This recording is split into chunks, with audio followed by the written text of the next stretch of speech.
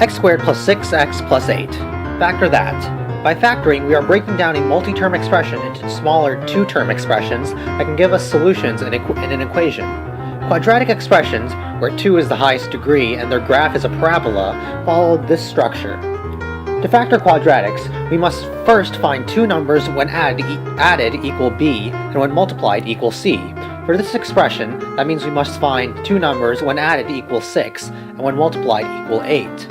Those numbers would be 4 and 2, and we would write them as x plus 4 and x plus 2. You can always check your work by multiplying the two new expressions to see if you get the original. The solutions are the expressions set equal to 0, meaning the solutions are x equals negative 4 and x equals negative 2.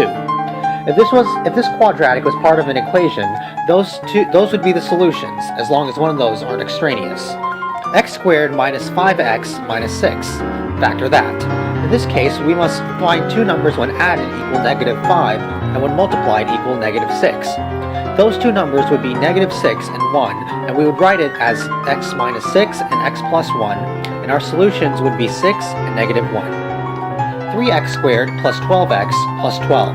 Factor that. Now that there's a coefficient for the x squared, things will take a bit more time. There are many methods to solving this. The one I prefer is the borrow payback method.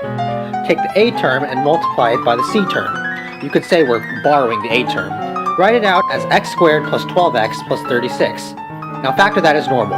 We get x plus 6 and x plus 6. But we're not done yet. We must now divide out, you can think of that as paying back, the previous a term, and you're left with x plus 2 and x plus 2, with a solution of negative 2. If dividing out produces a fraction, you must take the denominator and make it the coefficient of the x term.